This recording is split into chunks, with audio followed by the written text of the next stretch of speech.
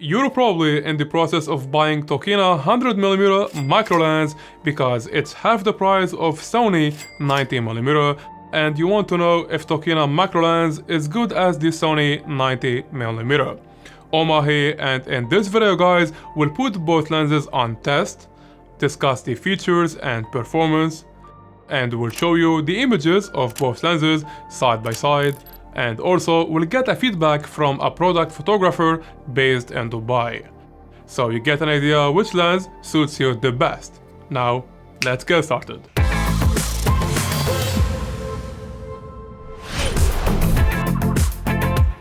First, there are no doubts that macro photography perspective varies from a user to another, and generally speaking, because of the type of work. For example, product photographers want a sharp macro lens at f8 and f11, and they never care about f2.8 image quality, because beside the focus stacking, they want the product to be in focus and sharp as much as possible. On the other hand, photographers who like to capture insects and the smallest species have another macro perspective. And not to mention, wedding photographers who mostly are only interested to capture a couple of images of a wedding ring. That was a broad introduction, so you know your position before diving into the review. This is not a sponsored video. However, I reached out to Tokina a few months ago and they sent me this macro lens to make this video. And as usual, my review is fully independent. Now keep an eye on the timeline below if you like to jump to a specific part of the video, and to check the description box to download some sample images as well. In-hand overview. First, let's discuss the features of each lens. Sony offers more features than the 100mm Tokina, and in fact it should be, because it's simply a lot more expensive. So basically Tokina design made of solid plastic without any button on the body. And here I would like to highlight that the ring at the front controls the focus manually, while the back ring is just a piece of design and does nothing. Now Sony 90mm on the other hand has image stabilization, a custom button, and a focus distance selection switch button. Moreover, we can switch between manual and autofocus by just moving the focus ring up or down. Now both lenses' weight is relatively close. Tokina is about 620 grams, 1.37 pound. And the 90mm Sony weight is a little bit more, 676 grams, 1.5 pound. So when testing both lenses, there are no doubts that Sony autofocus motor is near to silent, whereas Tokina focus motor is a little bit noisy. Do you remember the Canon DSLR 50mm f1.4 lens? Tokina noise is probably similar to that level.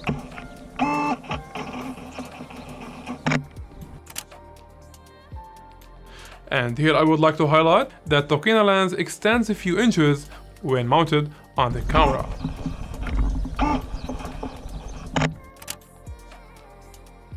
Sony 90mm macro lens is a bit faster when focusing on a very close subject. However, both lenses' autofocus speed is much faster when focusing other than macro, and I'm gonna show you that in a moment.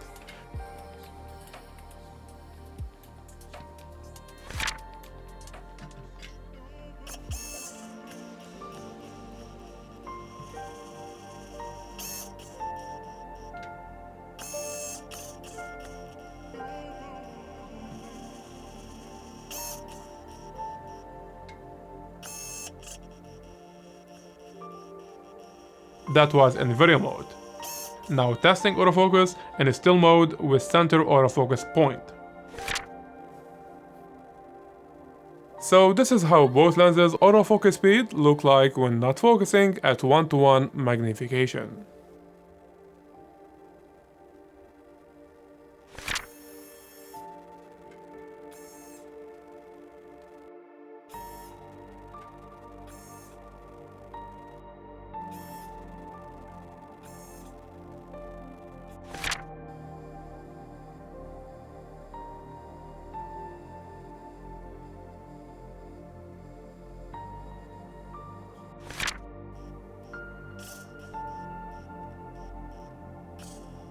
that was the general differences between both lenses.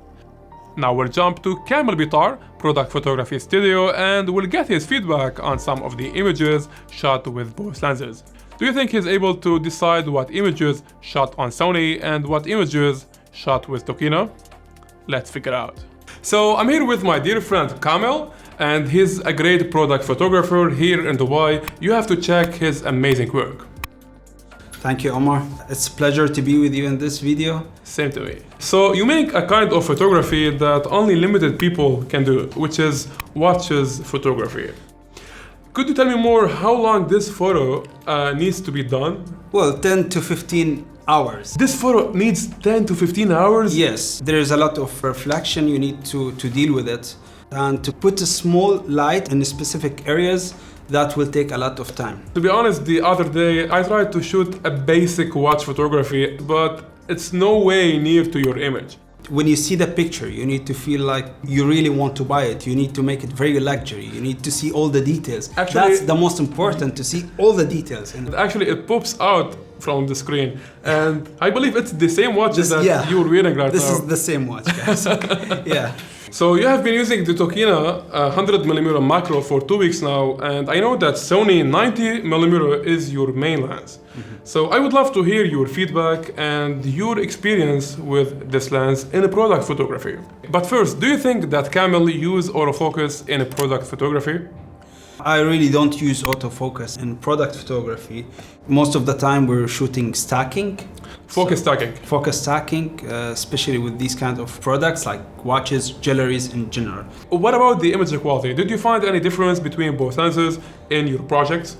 Yeah, I did a small comparison between both lenses, and I think at f14, and to be honest, it's slightly sharper than the 90 macro. Seriously? So you told me earlier that you found the focus ring on Tokina is slower than Sony. Could you tell me more about your feedback? I get used to the Sony. So after testing both lenses, I found the focus ring in the Tokina, it's more comfortable to my taste. The Tokina, it's a little bit slower, so you have more space to control it. With Tokina, do you mean like the focus ring will help you more to reach a specific area and you can control the focus, and this will help you more in focus stacking? Yeah, exactly. Now I'm gonna show you and the audience a series of images, and I want you to guess which ones shot with Sony and which one with Tokina. Okay. I'm gonna start with this one. So I got a pen and paper and I will write down your guess. Well, I think this is Tokina. Let's say first one, Tokina. Yeah. Well, I would like to tell you, like, most of these images shot at f2.8 to f5.6. Well, I think this is Sony as well. Okay, to Sony 3. Yeah, this is Tokina. Tokina.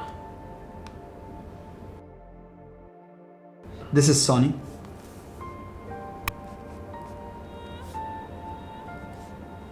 This is Sony as well. 5 Sony. This is Sony. 6 Sony. This is Tokina. 7 Hope I'm Tokina. right. Same. Both are Tokina? Yeah. So you got 1, 2, 3, 4. So you got 4 right and 4 wrong. Like 50%. 50% guess. That means something that the images in real world are a kind of very similar in my opinion. Both lenses are really great to my taste, colors, sharpness, everything. The price of the Tokina, it's really good price, like 400 plus. The Sony, it's cost 1000 plus. I think if you're looking for something on a budget, if you're just starting, you will not go wrong with the Tokina. Well, I think both lenses are great, and the most important is my client will not see any difference between both pictures if I shoot with a Sony or with a Tokina. And I totally agree with you, like the Tokina image quality versus the price is a great value. Thank you so much, Kamil, for being in my video, and we'll see you in another video as well. Thank you. I believe no one shoots macro wide open at f2.8, because if you do so, we'll end up with tiny short focus area, and most of your subject will be out of focus. Therefore, at least use f5.6, f8, even f11 is better. The Tokina 100mm has a 30cm, 11.8 inches minimum focus distance, whereas Sony is 28cm, 11 inches. But to my eyes, both lenses can capture pretty much the same frame. 1:1 magnification ratio featured in both Tokina and Sony, and when shooting macro in the field, I sometimes felt that I need more reach, but a crop in post would fix such an issue. And when shooting macro handheld, make sure to set a decent shutter speed setting. I mean a minimum of 1/50th of a second, because your hand will shake and unfortunately that will show more in macro images. I got myself several useless unsharp images because of that. On the other hand, the Sony 90mm macro features a decent optical steady shot, image stabilization, and sometimes I can shoot at 1/60th of a second. I will be also covering image stabilization test later in the video. In portraiture photography, although both lenses are originally made for macro purposes, they can capture a pretty good portrait at f2.8.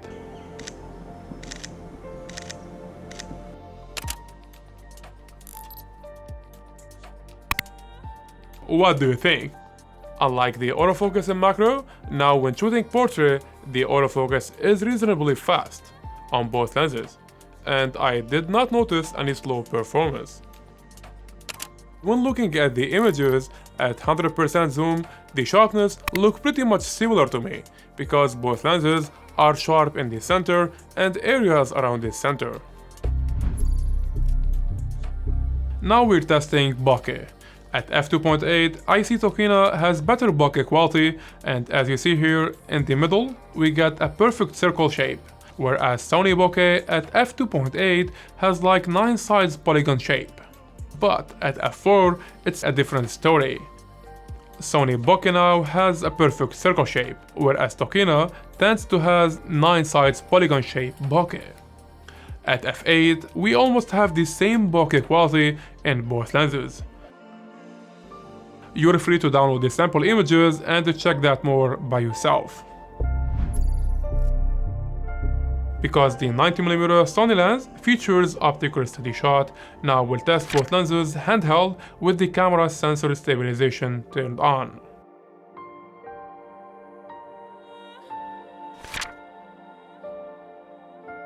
Eventually, I see the 90mm Sony output is steadier.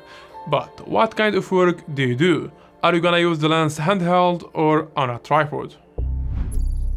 Chromatic aberration. So, do any of these lenses cast color fringing? In fact, the 100mm Tokina has a remarkable amount of chromatic aberration at f2.8. It gets better at f4, and it's totally clean at f5.6 and f8. Anyway, chromatic aberration can be solved in any editing software such as Lightroom. Image quality, sharpness, and vignette. Technically, both lenses have a slight vignette at f2.8 and they are totally clean at f4. Now regarding image quality and sharpness, first, what kind of work do you do? And what's the minimum aperture you really need? Is it f2.8, f4, or f11? Because here we're gonna deeply test both lenses' sharpness side by side, so you make up your mind. So at f2.8 and f4, Sony is slightly sharper than Tokina in the center, sides, and corners. At f5.6 and f8, the sharpness is very similar in the center, sides, and corners. Now at f11, both lenses still make good images, but a little bit softer than f8. And unfortunately, f16 and f22 are softer than f8 and f11. Eventually, it's a better idea to stick at f8 and f11 on any of these lenses. So finally, and to be honest, the 100mm Tokina macro lens specs and features match the price range. It's not a $1,000 lens like the 90mm Sony. Indeed, there are some drawbacks and missing features, however, the Tokina match the price range very well. So if you are not planning to use the lens handheld very often and you are okay with the slightly slower autofocus speed in macro, the Tokina 100mm might be your guy. And it will be also a good choice for product photography on a tripod. Thank you for watching guys, and I hope this video helped in making your decision. Thumbs up if you found this video helpful, and bump the subscribe button for more camera gear reviews. This was Oma, and see you in another one.